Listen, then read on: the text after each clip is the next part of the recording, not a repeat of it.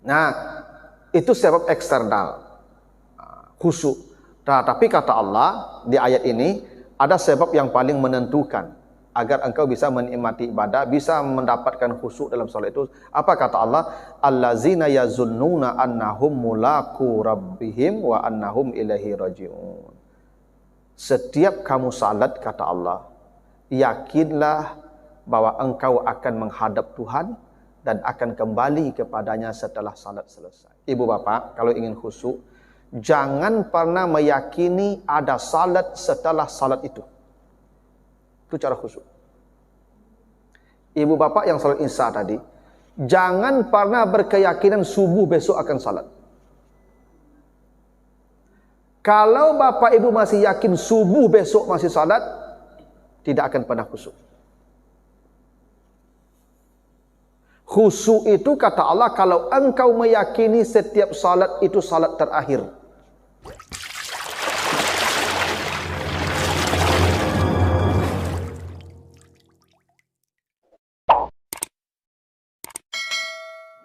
Warahmatullahi wabarakatuh.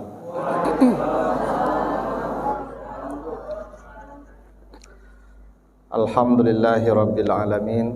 Assalatu wassalamu ala asrafil anbiya'i wal mursalin wa ala alihi wa ashabihi ajmain. Bapak, ibu-ibu, kaum muslimin, jamaah salat isya yang dimuliakan Allah, kembali kita bersyukur pada Allah atas segala karunia-Nya. Salawat dan salam untuk Nabi kita Muhammad sallallahu alaihi wasallam. Bapak ibu yang saya muliakan, malam ini kita akan bahas surat Al-Baqarah ayat 45 dan 46. Kita baca ayatnya, surah Al-Baqarah ayat 45 sampai 46. Auzubillahi minasyaitonirrajim. Wasta'inu bis-sabri was-salah wa innaha lakabiratun illa 'alal khashi'in.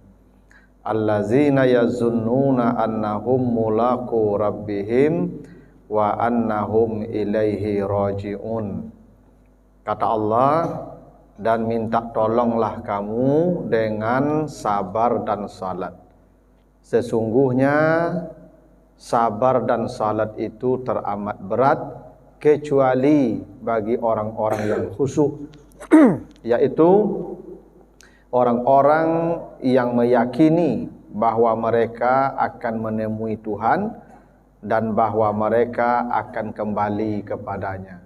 Itu artinya surat Al-Baqarah ayat 45 dan 46. Jadi kata Allah, satu, minta tolonglah kamu dengan sabar dan salat. Jadi kita disuruh kalau ada kesulitan, persoalan, masalah, kata Allah, datanglah kepada Allah, minta tolonglah, tapi dengan dua perkara, sabar, salat. Orang yang sabar buktinya salat, dan salat membutuhkan kesabaran. Makanya kata Allah, minta tolonglah dengan sabar dan salat. Kenapa kita disuruh minta tolong dengan sabar dan salat? Kenapa begini Pak Ibu? Pertama, kenapa kita disuruh minta tolong dengan sabar dan salat? Tidak selalu permohonan kita itu datangnya secepat yang kita inginkan. Maka dalam minta tolong itu perlu sabar. Nabi Musa, kalau Bapak Ibu baca nanti surat Yunus ayat 89 dan 90. Nabi Musa itu minta kepada Allah agar Fir'aun segera dihancurkan. Karena tidak mampu lagi rasanya menghadapi kezaliman Fir'aun itu. Ya, karena sudah berada di puncak pembangkangan. Kata Allah, iya akan dihancurkan.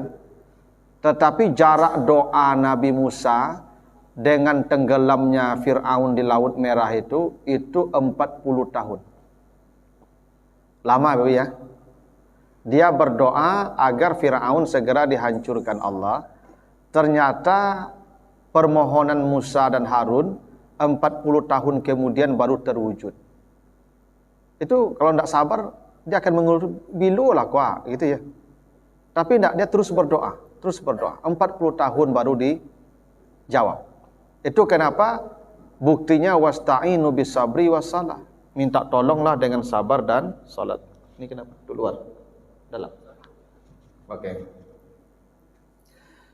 Bapak Ibu kalau baca kisah misalnya Nabi Ibrahim minta anaknya di surat As-Saffat ayat 100. Rabbi habli minas salihin. Ya Allah, berilah saya anak ya Allah. Beri saya anak ya Allah.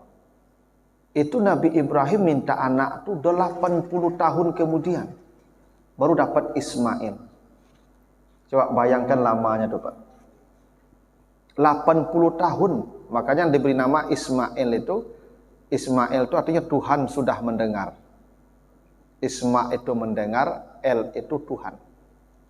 Jadi Ismail itu Tuhan sudah mendengar. 80 tahun dia berdoa baru dapat anak. Tidak sabar namanya itu Pak. Tidak selalu Pak permohonan kita ini cepat datangnya Pak. Makanya kata Allah wasta'inu bis sabri. Minta tolonglah dengan kesabaran, jangan tergesa-gesa. Nabi Zakaria siang malam minta anak. Ibu kalau baca nanti surat Ali Imran mulai ayat 37 ke bawah atau nanti surat Maryam mulai ayat yang ke-1 itu. Apa kata Nabi Zakaria? Rabbi habli min ladunka zurriyatan thayyibah. Ya Allah, berilah saya anak yang baik. Beri saya anak. Siang malam minta anak. Usia 90 tahun baru dapat anak. Coba bayangkan Ibu ya. 90 tahun kemudian dapat anak. Apa tidak perlu kesabaran tuh Pak? Bapak berdoa baru setahun 2 tahun. Nabi Ibrahim 80 tahun. Nabi Zakaria 90 tahun. Ya. Nabi Yakub ya. Dia berdoa, fasabrun jamilun wallahul musta'an. Dia berdoa agar dikumpulkan dengan anak-anaknya kembali ketika Nabi Yusuf ya dibuang. Dia berdoa kumpulkan dengan anak-anaknya. Itu Nabi Yusuf dibuang usia 12 tahun. Ada yang mengatakan usia 10 tahun Nabi Yusuf dibuang. Usia 40 tahun baru ketemu. 30 tahun menanti. Makanya memang berdoa itu perlu sabar Bapak Ibu. Itu kenapa Allah mengatakan minta tolonglah dengan sabar. Jangan Bapak Ibu tergesa-gesa yang kita minta itu segera dapat. Sabar dulu. Minta terus. Pada waktunya Allah akan kasih. Nah, kenapa salat? Kenapa wasta'inu bis salah? Bukan hanya sabar tapi juga salat. Karena salat itu keadaan terbaik kita berdoa, meminta tolong. Kenapa begitu? Hadis sahih menjelaskan begini, akrabu ma yakunul abdu mir rabbihi wa huwa sajidun fa aksiru fihi du'a. Yang paling dekat hamba dengan Tuhan ketika dia bersujud. Maka ketika kamu bersujud, lamakan sujudmu, banyaklah berdoa kepada Allah. Itu Pak, kenapa? Bisalah. Karena ketika bersujud itu keadaan yang paling dekat hamba dengan Tuhan. Maka di saat dia bersujud itu disuruh lama sujud dan perbanyak berdoa kepada Allah. Nah itulah di antara alasan kenapa Allah menyuruh kita berdoa dengan sabar dan salat. Lalu kata Allah, wa innaha lakabiratun. Sesungguhnya salat itu dan sabar itu teramat berat. Sabar kok Pak Ibu? Mengecek ni murahnya Pak. Sabarlah, tiba dawat lu tantu dia tu Pak. Enak. Mati ya nak kawan. Awak bisa mengecek ke orang tu mak. Sabar Pak ya. Sabar yo tiba nak awak mati garuang-garuang ni Pak. Ya dah. Enak. Sabar tu bukan perkara mudah Pak Ibu. Tu makanya dalam surah Az-Zumar ayat yang ke-10, innama yuwaffas sabiruna ajrahum bighairi hisab. Amal yang paling nilainya yang tak terhitung. Kalau salat terhitung amal nilainya apa Ibu? Sedekah terhitung itu apa Ibu? Amal yang tak terhitung itu kata Allah sabar. Itu pahala orang sabar itu bighairi hisab, tidak ada limitnya, tidak ada hitungannya. Karena sabar itu ibadah yang paling berat, ibadah yang paling besar. Yang paling berat itu sabar. Itu makanya begini Ibu. Kenapa istri Fir'aun dia tidak salat, dia tidak puasa, dia tidak berzakat, dia tidak haji dan umrah. Tapi istri Fir'aun itu diberikan istana khusus di sorga. Bahkan sebelum dia mati, dia sudah melihat sorganya. Apa amal istri Fir'aun itu, ibu? Amalnya satu saja. Sabar dapat suami Fir'aun. Itu aja amalnya. Tidak ada lain. Amal istri Fir'aun itu sabar punya suami Fir'aun. Nyolapa, nyosipa, nyopija. Tidak ada melawat. Tidak ada. Tidak ada dia menggugat cerai. Dia tahan saja sampai mati. Tidak apa-apa. Biarlah. Jadi kalau ada ibu dapat suami seperti itu, dan ibu bertahan, itu surga langsung tuh ibu. Sayolah kamu. Enggak. Ya itu tuh. Ibu mau masuk surga anak. Iya tuh. Kan barik tadi ceritanya. Wa innaha lakabiratun. Sabar dan salat itu teramat berat. Tak begitu? Karena amal berat, surganya paling tinggi. Kalau ibu ingin amal kecil, ya surganya kecil. Kalau ingin surganya mewah, hebat, tentu amalnya berat. Makanya sabar itu amal terberat.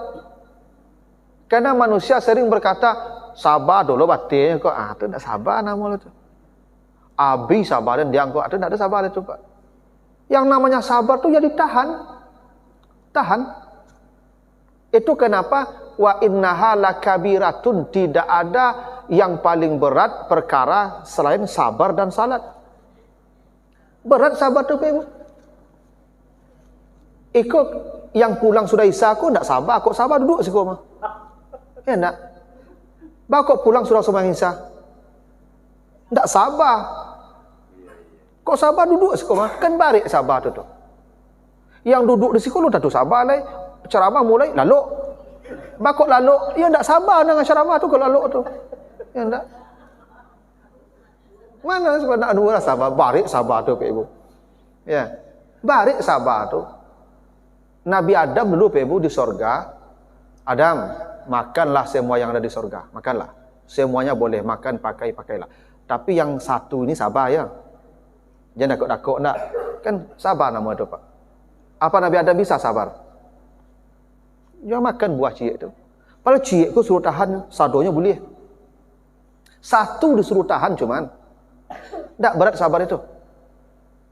Semuanya sudah dibolehkan Allah. Satu yang dilarang, tolong sabar kata Allah. Dari yang satu ni tahan. Tak tahan.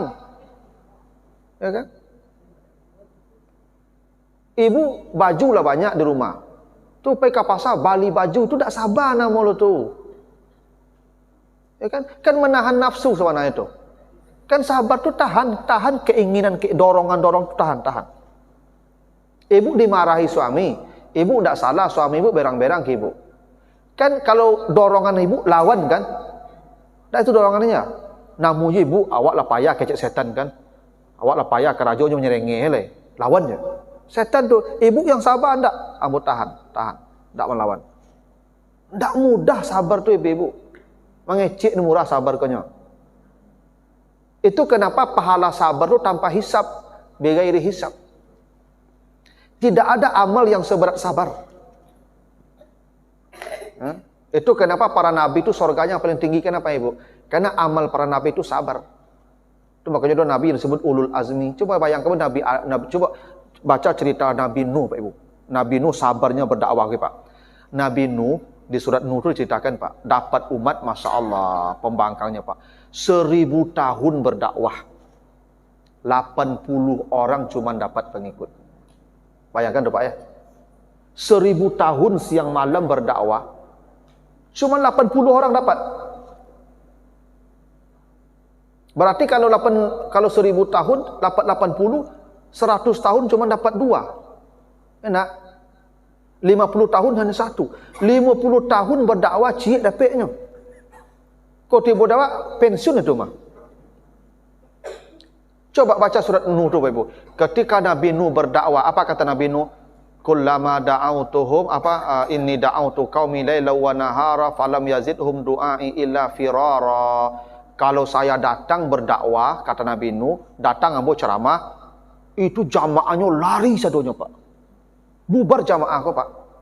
Awak kalau ceramah Pak, jamaah bubar. Enggak. Mau Ustaz taluk je tu. Asa tiba Pak, orang baik Pak, orang baik, bubar Pak. Mau Ustaz taluk je tu Pak. Itu Nabi Nuh 1000 tahun muda itu. Datang dia, jamaahnya umatnya lari. Firar, lari tunggang langgang. Kok ada yang sakit lutut, tak taluk lari dah. Terpaksa duduk di situ. Lutut sakit, bakat agak. Dan kawan yang sehat-sehat lebih lari.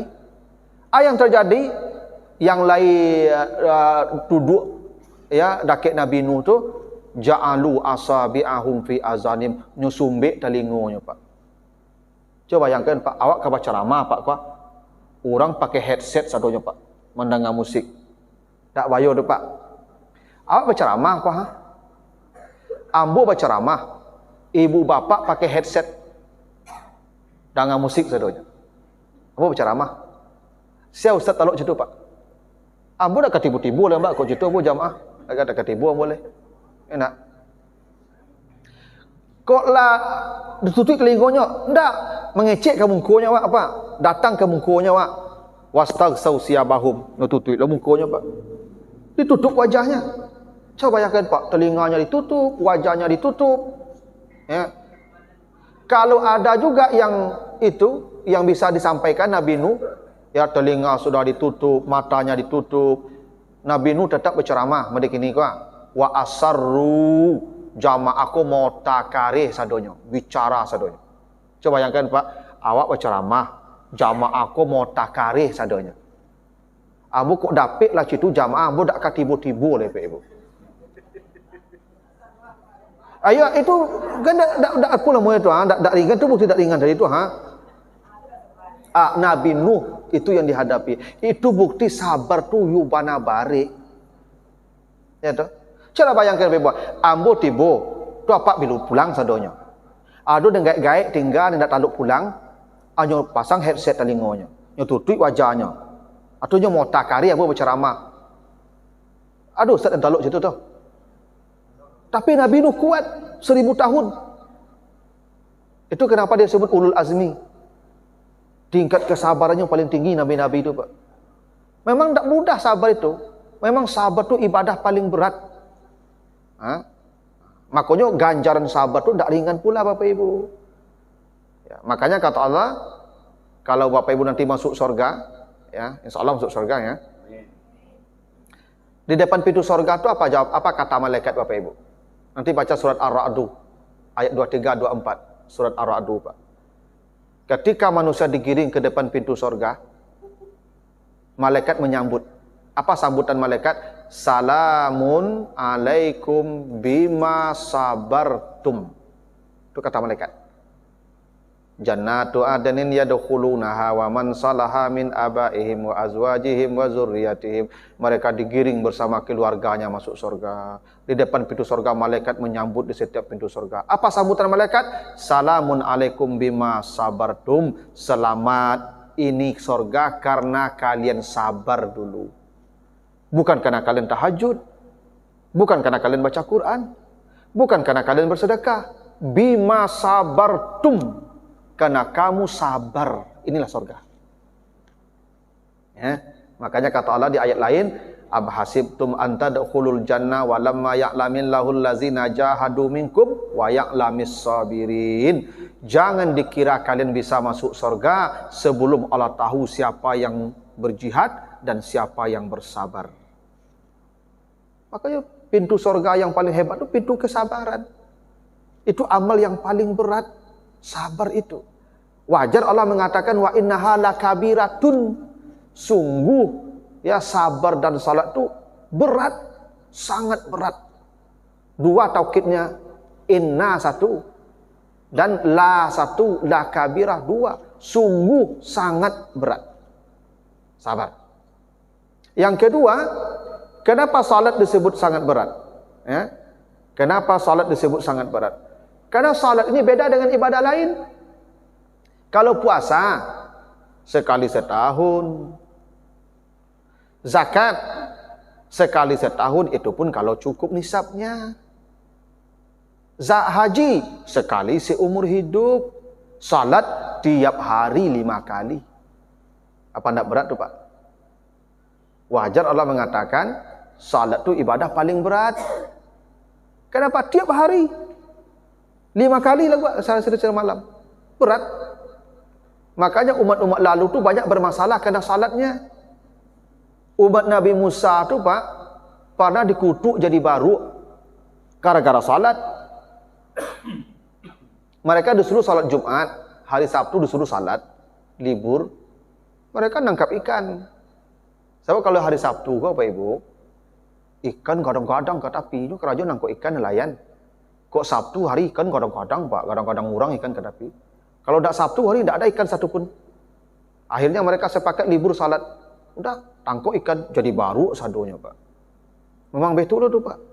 Ya memang. Memang di masa-masa ibadah dibesarkan nilainya, godanya berat.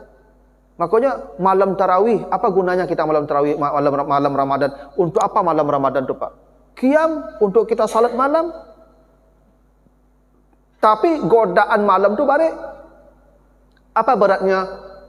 Itu yang dijual tu laku semua Pak. Maka banyak orang menggalih pada sembahyang tarawih. Bakwan, cindu. Itu bakwan tu ikan umat Nabi Musa dulu tu Pak. Bentuknya bentuk bakwan kini Pak. Ya tu. Dulu umat Nabi Musa jual ikan. Kini bentuknya bakwan, onde-onde. Itu ikan umat Nabi Musa tu Pak. Tapi beda bentuk. Intinya Pak, melalaikan kita dari salat. Begitu tu.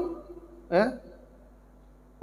Nabi Sulaiman bermasalah karena dikasih penyakit stroke kan karena salatnya. Dia terlambat salat asar gara-gara memandikan kudanya.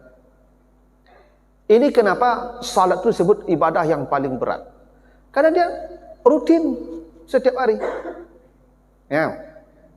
Kata Allah, kecuali salat itu tidak berat illa alal khasiin, kecuali bagi orang yang khusyuk.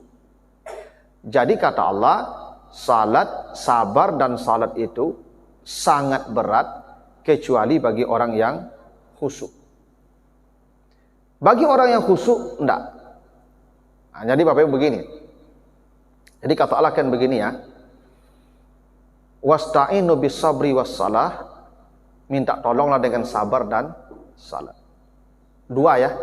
Sabar, salat. Tapi ketika bicara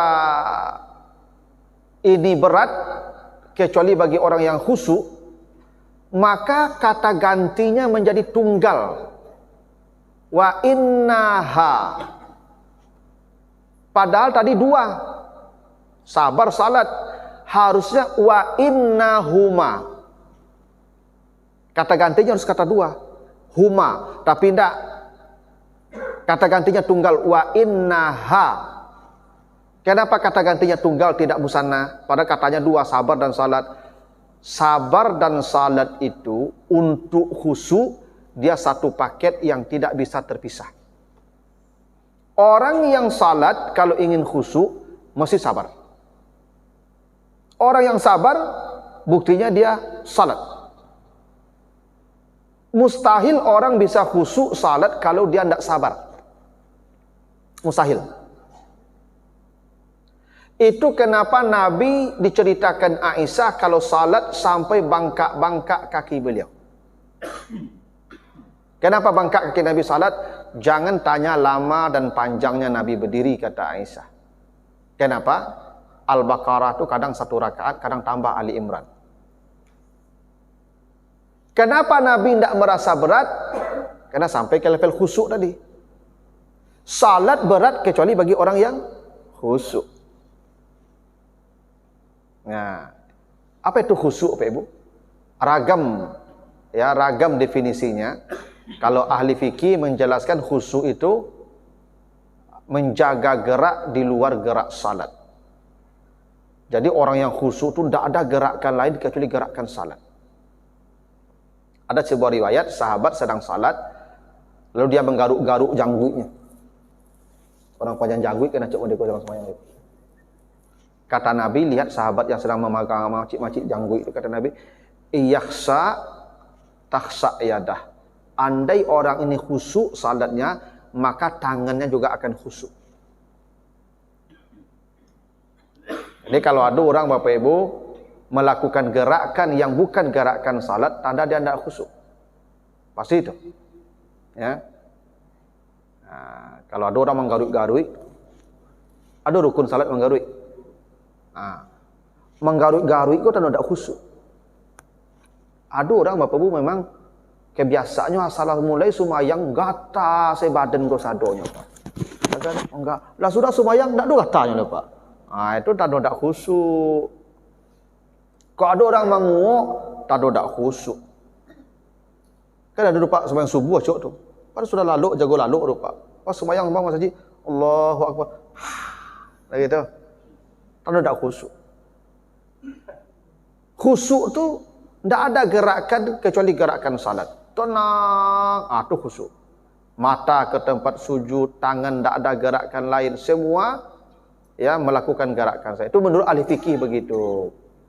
Kalau dalam konteks tasawuf, itu larut bersama Allah sehingga dia tidak menyadari apa yang ada di sekitarnya. Yang dihadapi hanya Allah. Kira-kira begitu. Gini contoh sederhananya. Ibu bapak punya anak-anak cucu nonton film kartun. Misalnya nonton SpongeBob atau Ipin Ipin. Sadangnya menonton SpongeBob tu, cuimbau namanya. Dia terdengar adanya? Enggak. Bako tak terdengar adanya Bapak Ibu? Nyo sedang khusyuk. Sehingga tidak tahu apa yang terjadi di sekitarnya Bapak Ibu. Apa-apa yang candu main nonton bola, serang nonton bola tu Pak, itu sagadang kelengkir nyamuk di kaki tak terasa Pak. Kenapa? Sedang khusyuk. Kalau tidak khusyuk Pak, sedang sumayang, lalu nyamuknya tapuk langsung Pak. Enak. Lalu saja nyamuknya Pak, nyetapuk. Nonton bola Pak, lenggok ke kakinya. Tak terasa dia loh. Itu yang khusyuk. Bapak Ibu pernah pergi ke Tapelau kan? Di Tapilawi itu ada kan batu bungguk-ungguk tu. Ada anak bujang ayo anak gadis Pak, sepasang anak muda duduk di batu tu Pak. Dari jam 10 pagi sampai jam 4 sore di batu. Dak taraso hari angin dinyo.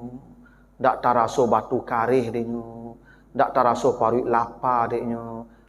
Bako bisa taluk berjam-jam duduk di batu dari angin tu Ibu. Khusyuk. Itu khusyuk. Sehingga orang khusyuk tu tidak sadar waktu berlalu panjang Pak. Itu khusyuk. Orang kalau khusyuk yang ada kenikmatan. Tidak terasa waktu kok panjang berlalu. Nikmat tu khusyuk namanya. Ibu yang khusyuk mendengar ceramah, lah 1 jam 2 jam berceramah, rasa 10 minit sebab. Ibu tenang. Kalau ada orang kalau masuk saya tak khusyuk namanya tu. Kalau masuk agak panjang saya, kamar mandi, masuk balaji, itu dah tak khusyuk. Yang khusyuk tu tenang. Tu khusyuk. Sama kita, ambo dulu ketika dulu sanawiyah Ibu, ketika TPI dulu, nonton ada film India ke baru-baru tu Pak. Itu film India tu 3 jam durasi tu Pak Ibu. Tapi nonton film India tu 3 jam tu sabantar rasanya. Kenapa? Ya mana masuk cerita tu kawak, tak gitu. Kalau bahasa anak-anak muda kini Pak Ibu ceritanya gua banget tu. Awak bananya cerita di film tu. Itulah kenikmat, itu yang khusyuk. Orang yang khusyuk itu nikmat ibadah tu terasa. Sehingga Nabi Muhammad tu sampai bangkak kakinya. Itu tak tahu beliau kalau kakinya bengkak. Aisyah yang lihat. Jadi khusyuk tu puncak kenikmatan dalam ibadah. Itu makanya tadi salat itu sangat berat kecuali bagi orang khusyuk. Karena bagi orang khusyuk bagaimana bisa berat? Karena ibadah tu nikmat, salat tu nikmat. Bagaimana dia berat? Berat itu, beban itu kalau tidak ada kenikmatan. Kalau ada kenikmatan, tidak mungkin berat, tidak mungkin beban. Benar orang katakan, salat itu sangat berat, beban berat, kecuali kalau dia khusyuk. Kalau dia khusyuk, tidak ada beban berat, nikmat terasa. Ya. Jadi khusyuk itu sederhananya Bapak Ibu, rasa nikmat ketika kita beribadah. Itu intinya, nikmat. Kalau sudah nikmat, tidak ada beban lagi itu.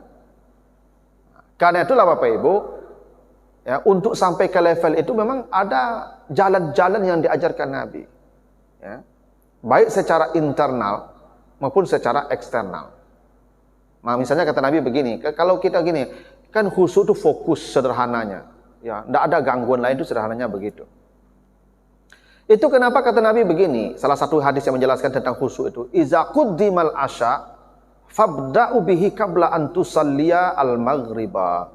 Kata Nabi, bila hidangan sudah terletak, makan malam sudah terhidang, waktu maghrib datang, maka makanlah kamu sebelum salat maghrib. Ini hidangan sudah terletak, perut sudah lapar. Ini azan maghrib berkumandang. Diambil maghrib, karena maghrib ini waktu paling pendek nih. Dari semua waktu yang ada, maghrib yang paling pendek. Contohnya maghrib. Ini mau salat maghrib, perut lapar, nasi sudah terhidang. Kata Nabi, jangan salat, makan. Kalau makan itu terlambat sembahyang. Lebih baik terlambat.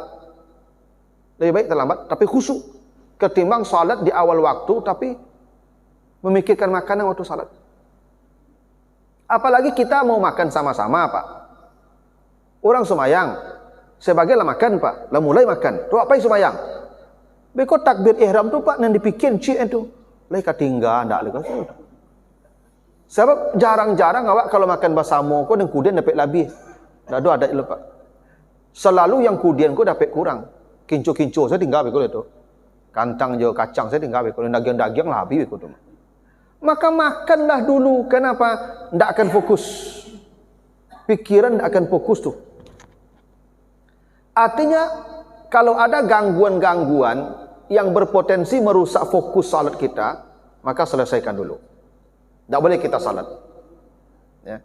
Itu kenapa Nabi kata Allah, la taqrabus salata wa antum sukara. Jangan kau salat dalam keadaan mabuk. Ya. Mabuk saya bukan minuman keras saja, apa Ibu? Orang yang mengantuk dilarang salat. Kenapa? Pasti tidak khusyuk salatnya. Makanya Bapak Ibu, misalnya Bapak Ibu pulang luar kota sampai di Padang jam 4 pagi. Inilah sudah 2 hari 2 malam tidak tidur. Mata, muka, masalah beratnya, kantuk berat. Azan subuh 1 jam lagi ditunggu, tidak kuat lagi menunggu rasanya. Ibu jangan tunggu azan subuh, tidur. Tidak boleh salat dalam keadaan mengantuk. Tidur. Beko tak kalau jam 9 jago. Tidak apa-apa. Kalau benar-benar tertidur, bangun jam 9 pagi, jam 9 salat subuh. Qada. Lebih baik terlambat tidak di waktunya, tapi khusyuk. Ketimbang ditunggu azan, tapi dalam keadaan mengantuk berat, tidak boleh, tidak akan khusyuk. Karena khusyuk itu, Bapak Ibu, surganya jelas, surga Firdaus. Qad aflahal mu'minun. Allazina hum fi salatihim khashi'un. Kalau dia khusyuk salatnya, allazina yarisunal firdaus, menjadi pewaris surga Firdaus. Khusyuk jelas surganya, Pak. Firdaus paling tinggi. Makanya ada para ulama berpendapat begini. Andai orang di rumah salat sendiri khusyuk dia, berjamaah ke masjid tak pernah bisa dia khusyuk, tapi di rumah dia khusyuk, andai begitu keadaan dia, maka orang tadi tidak perlu berjamaah ke masjid, di rumah saja sendiri. Kalau memang betul keadaannya begitu. Tapi jarang-jarang di rumah khusyuk semayangnya. Jarang. Kamu tanya, ibu kalau semayang surang di rumah, berjamaah di masjid, mana capek sudah? Capek di rumah le, awak sopirnya mah. Biasa kul huwallahu ina atena dari subuh sampai isya begitu. Enak. Kalau ayatnya kul huwallahu ina atena tak dodak sabar nama itu. Kan khusyuk dari jalannya apa? Sabar. Kalau capek semayang, capek sudah, di mana sabarnya tuh? Yang capek sudah tuh pasti tidak sabar salatnya. Ya pasti tidak khusyuk. Yang khusyuk tuh lama. Tuh makanya sampai bangkak kaki Nabi tadi. Ya. Itulah kenapa Bapak Ibu kalau ada makanan, makan dulu. Jangan salat. Kalau mengantuk, tidur dulu. Jangan salat. Kenapa? Tidak akan fokus. Itu makanya apa? Nabi diceritakan dia salat, itu di samping kamar beliau, Aisyah pasang tenda, gorden. Warnanya mencolok, yang agak mengganggu mata Nabi. Maka kata Nabi kepada Aisyah sebelum Nabi takbir itu, ya Aisyah amiti anni karamaki. Aisyah, tolong buka gorden ini karena mengganggu mata saya dalam salat. Itu cara khusyuk. Tak boleh di depan kita tu ada gangguan tu. Makanya saf yang paling baik di depan. Kenapa yang paling besar pahala nomor satu? Karena mata kita kalaupun mutar-mutar tembok, tetap ke tembok arahnya Pak. Tapi apa kalau salat jadi belakang, makin ke belakang salat makin banyak yang dilihat nanti. Saya ulang kamu. Apa kalau makin di belakang sembahyang banyak yang nampak bekono. Kadang kelepak baju kawan dah cabik-cabik itu. Itu terfikir tu Pak. Iku ndak diaben dia orang rumah mungkin nah. Ibu kadang baju kawan apa? Mungkin nak kawan lah sebulan iko ke iko, ndak dicuci mungkin nak ibu. Kadang lah duduk akhir Pak. Nampak tapak kaki kawan tagak pacah-pacah Pak. Terfikir tu Pak. Alah karaju apa kayaknya. Makin ke belakang apa makin banyak tampak begitu. Makanya saf paling depan yang paling baik itu. Makanya bapak-bapak ibu-ibu tidak boleh datang ke masjid membawa pakaian, memakai pakaian yang berpotensi merusak orang di belakang kita. Ibu jangan pakai mukena yang warna-warni yang mencolok. Mukena ibu standar saja. Sebab kalau warna nonorak, mencolok, warna-warni, ibu yang di belakang tu nyepikin begitu tu. Di mana Bali gua. Ambo patang lambo cari-cari dak bersobok ondeko lah. Makanya surah assalamualaikum dak sebab zikir ibu kalau nyogabi ibu langsung, Bu, di mana Bali tu? Tu tak ada nyepikir secara sembahyang dari ibu. Ikan dia memikirkan itu. Apa-apa kalau pergi sembahyang ke masjid itu, jangan dia bawa baju nama merek-merek. Kan ada baju orang tu Pak tulisan di belakang Pak. Pasti yang di belakang tu membaca tu. Ya tu. Kadang bacaannya kok tulisannya kok baik sakit hati Pak. Yang membaca gila. Awak tak baca dah Pak. Ya tak? Itu bacaannya Pak. Itu makanya saya ini benar nih Pak. Ini infak ni Pak donatur ni taruhnya memang di samping Pak. Jangan dibungkuk kok Pak datang donatur tu. Orang yang semua yang dibungkuk tu cari nama beko tu mah. Cayolah kamu. Cari ambo bulan patang lambo bayi dak tuli di pengurus ni Pak. Dari situ kan aman tu Pak. Itu jalan-jalan khusyuk itu dari luar diri kita. Itu penting. Itu membantu. Itu kenapa Ibu? Kenapa Allah perintahkan kalau kamu masuk masjid, kalau kamu datang ke masjid, khuzu zinatakum, pakai pakaian yang indah. Maka pakaian yang indah disuruh supaya orang samping kanan kita, belakang kita menjadi khusyuk kena tampilan kita. Kalau ibu baju babaun, ya, orang samping kiri awak ada khusyuknya Pak. Payah menahan nanguk sampai semayang itu Pak. Enggak. Tu maka ibu-ibu subuh tu kalau pergi ke masjid ganti daster laluk tu. Jangan daster yang laluk di baju. Kalau keringit beko Pak Ibu. Ya kan? Ya kalau suku-suku liase di rumah dingin. Tapi namanya laluk kalau badan ibu agak tabah keringit tu pasti itu. Abeko taruhlah ibu bungkui je mukena ibu, tapi ketika sujud je mahau beko tu mah. Enak. Api itu mah. Apa ya orang menahan baun beko tu mah. Jadi khusyuk itu kadang tak dari diri kita, dari keadaan di sekitar kita. Itu kenapa Nabi suruh perempuan salat di rumah tu. Siapa perempuan suruh salat di rumah yang punya anak-anak balita agar dia tak membawa anaknya ke masjid. Sebab anak-anak balita aku Ibu kalau dibawa ke masjid itu pasti mengganggu khusyuk orang. Pasti itu. Makanya anak-anak tu kalau dilapet tak boleh larinya.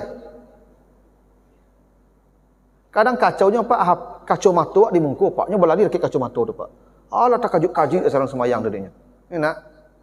Makanya perempuan disuruh salat di rumah tu. Salah satunya perempuan yang punya anak-anak yang masih balita. Agar anaknya tak mengganggu salat orang, tak boleh. Ya. Nah, itu sebab eksternal. Khusyuk.